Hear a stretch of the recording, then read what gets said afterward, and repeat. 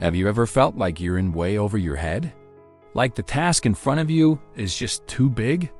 That's exactly how Timothy must have felt. He was a young leader, tasked by the Apostle Paul with sorting out some serious issues in the church at Ephesus. And the letter Paul wrote to him, what we now know as 1 Timothy, is packed with timeless wisdom that speaks directly to us today. It's not just a dusty old letter. It's a manual for leadership, for faith, and for living a life that truly honors God. So, what can we learn from this powerful book? Let's dive into a few key lessons. First up, the importance of sound doctrine. Paul starts his letter by warning Timothy about false teachers who were causing confusion. They were getting caught up in myths and endless debates that didn't build anyone's faith. Paul's message is crystal clear. What we believe matters. It's the foundation of our entire spiritual life.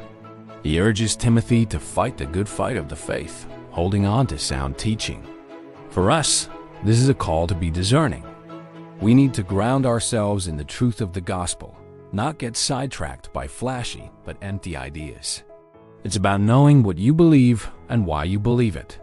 Next, 1 Timothy gives us a blueprint for godly leadership. Paul lays out the qualifications for overseers and deacons, the leaders of the church. And guess what?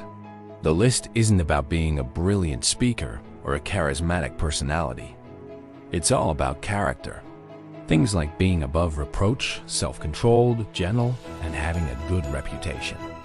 This shows us what God values in leadership: integrity and a humble heart. Whether you're leading a small group, a family, or a company, these principles apply. Leadership isn't about power. It's about serving others with a character that reflects Christ. The letter also has some incredibly practical advice for how we should live as a community of believers. Paul addresses everyone: men, women, young, and old.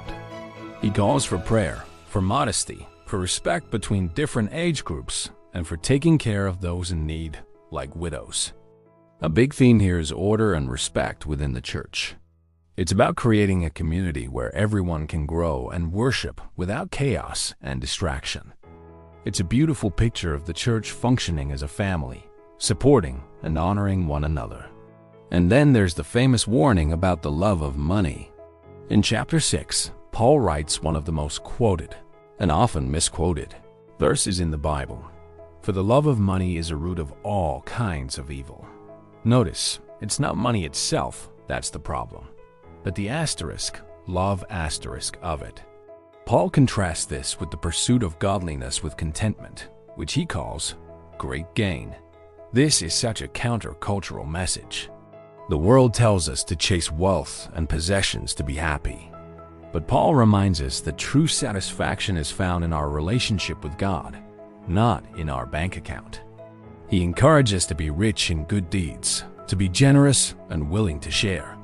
This is a powerful challenge to check our own hearts and ask, where is my treasure? Finally, the letter is a personal encouragement from a mentor to his protege. You can feel Paul's love for Timothy in his words. He calls him his true son in the faith. He knows the challenges Timothy is facing, so he tells him, don't let anyone look down on you because you are young, but set an example for the believers in speech, in conduct, in love and faith, and in purity. What an empowering message. It's a reminder that God can use anyone, regardless of age or experience, if they are willing to be an example. Paul is essentially saying, Timothy, your life is your message. Live it well.